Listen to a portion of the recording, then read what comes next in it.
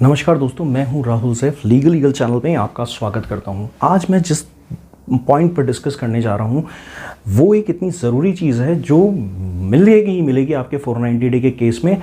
कोई अछूता ही होगा जिस पर इंडिविजुअली सिंगल उसकी वाइफ ने केस लगाया हो, अदरवाइज सबको लपेटा जाता है, भाई को, बहन को, रिश्तेदार को, अड़ोसी को, पड़ोसी को। गेम आसान है। क्यों? क्योंकि इनकी सोच ये होती है कि इंस्टेंटली एक रिजल्ट आ जाए फटाफट। वो कहाँ पे? पुलिस केस करके, और हम वहीं पे थाने में दबाव बना लें, या फिर ये अगर कोर्ट में भी जाएं तो एक्सटॉर्ट फील करें, कहीं इधर 490 की किचकिच, कहीं यहाँ पर डीवी की किचकिच, कहीं। सबसे बढ़िया है हम्बल लिए अपने केस में पकड़ बनाने की सोचें बजाय डरने के। सीधी सी बात यह है। तो आपको करना क्या है?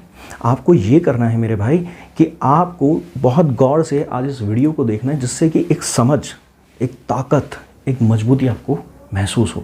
दोस्तों, मैं इन चीज़ों के अंदर थोड़ा सा आपको गहराई में इसलिए उतार देता हूँ अक्सर, क्योंकि ये गहराई ही वो रास्ता देती है जो अक्सर आपको कोई समझा नहीं सकता, अक्सर आपको कोई बता नहीं सकता। तो इस गहराई को समझने के लिए आज इस वीडियो को रेगुलर देखिएगा।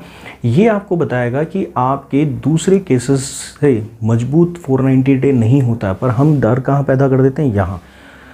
मैं आगे बढ़ूँ इससे पहले बता देता हूँ, हमने एक बहुत शानदार सर्विसेज आपके लिए स्टार्ट की है, जिसके अंदर आप रेगुलर अनलिमिटेड कंसल्टेंसी हमसे ले सकते हैं, जिसके अंदर सब तरह के गाइडलाइंस, सुप्रीम कोर्ट के जजमेंट्स और किसी भी तरह का ड्राफ्टिंग से रिलेटेड काम, जो भी चीज़ आप समझना चाहते हैं वो बहुत रीज़नेबल जो है वो आपको मिल सकता है कंसल्टेशन के फॉर्म में। ठीक है।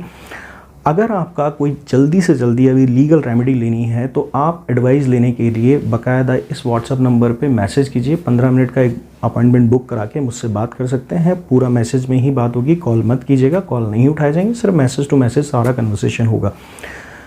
दूसरी सबसे ज़रूरी चीज़ कि मेन कोर्सेज़ के बारे में मैं अक्सर आपको अपने वीडियोज़ में बताता रहा हूँ। मेन कोर्सेज़ जो हैं वो असल में आपके इंडिविजुअलिटी के हिसाब से केस को डिज़ाइन किया जाता है। डिज़ाइन करने के बाद आपको इसका रिज़ल्ट जो है वो दिखाई देने लगता है, क्योंकि ये आपको ध्यान में रख के, पूरे आपके केस को ध्यान में रखकर ही फ्रेम किया जाता है।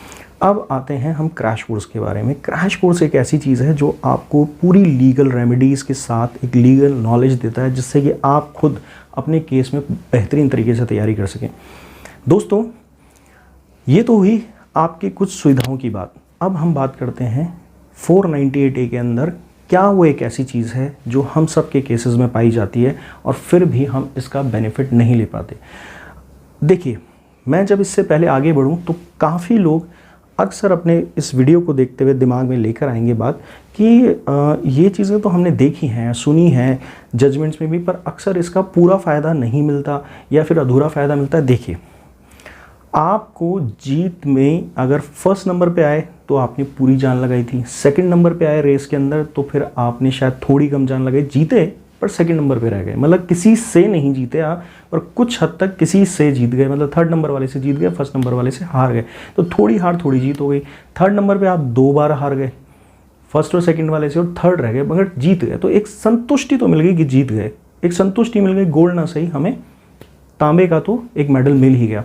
तो इन चीज़ों को समझना है तो फिर आज इस वीडियो को थोड़ा ढंग से देखिए, क्योंकि ये रेमेडी आपको शायद कुछ लोगों को कॉमन लग सकती है, पर इसमें थोड़ा इंटरेस्ट जो है वो तब आएगा जब आप लास्ट तक इस वीडियो को देखेंगे, जहां एक बोनस पॉइंट में बताऊंगा कि अधूरेपन से ये क्वैशिंग जब होती है तो नुकसान क्या होता है।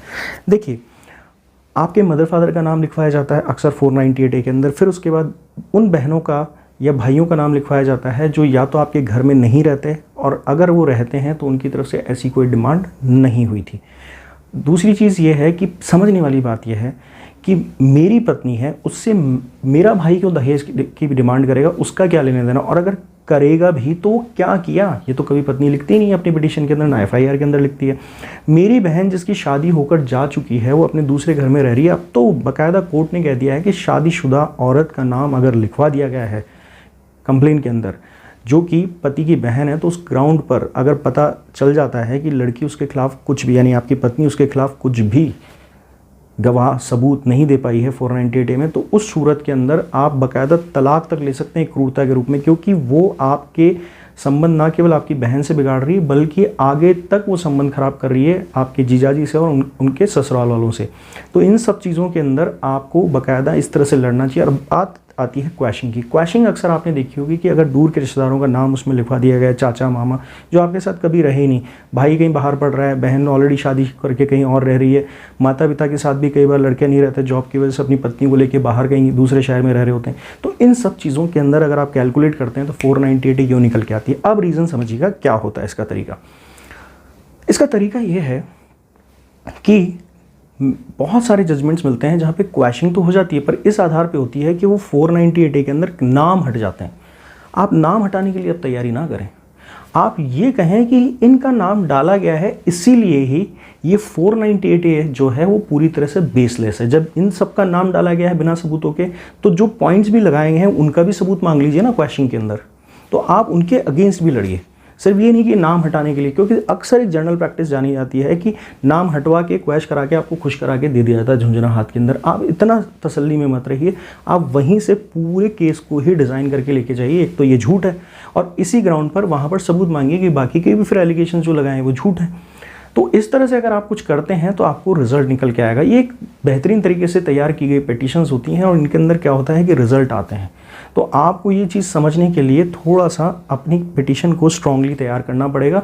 तो इन्हीं गलतियों की वजह से बाकी के पॉइंट्स भी चैलेंज हो जाते हैं और कई लोगों ने ना केवल घर वालों का नाम हटवाया बल्कि अपने पूरा 498 इसी ग्राउंड पे क्वैश कराया कि उन लोगों के नाम क्यों डाले गए जिन लोगों का इस पूरी घटनाक्रम से लेना देना नहीं है। और इसका मतलब यह है कि जब वो झूठ है तो इसके अंदर कोई डिमांड जो की गई है जिसका पत्नी को इस आधार या सबूत नहीं दे रही है तो वो भी झूठ है। तो मतलब एक झूठ के पीछे सारे झूठ जो हैं पकड़े जाते हैं। और अब जो हैं हाई कोर्ट्स और सुप्रीम कोर्ट जो हैं वो बहुत मुखर हो गए हैं इन चीज़ों को लेकर, आपको सिर्फ समझाने की देर है। तो दोस्तों इसके अलावा भी बहुत सारे आरोप लगाए जाते हैं 323 में, 370 में, 354 में, तो उनको भी वहाँ जोड़ के दिखाइए ना कि देखिए गलती तो यहाँ भी हो रही है कि जब किसी ने उसका रेप नहीं किया, किसी ने उसके साथ ओरल सेक्स नहीं किया मेरे घर के अंदर, या किसी ने उसको छेड़ा नहीं, फिर भी उसने लिखवा दिया कोई टाइम घटनाक्रम कुछ है नहीं। और इसी तरह से अक्सर सिर्फ स्टोरी लिखी जाती है, उसमें घटना का कोई संबंध नहीं होता, दिन का कोई संबंध नहीं होता, ना ही उस घटना के अंदर कोई सीक्वेंस ऑफ इवेंट का प्रॉपर कोई तरीका होता है। और जब उस पूरी घटना को आप अगर क्रॉस वेरीफाई करवाते हैं, अगर आपके पास कुछ भी पुख्ता सबूत हैं, तो उस सूरत में पत्नी की वो जो स्टोरी है वो पिट भी रही होती है, तो उसकी पिटाई आप कोर्ट से करवा लें, हाई कोर्ट से, तो लोअर कोर्ट में आपको दोबारा इस क्वैशिंग का इतना पैसा खर्च करने के बाद नीचे आने की ज़रूरत नहीं पड़ेगी।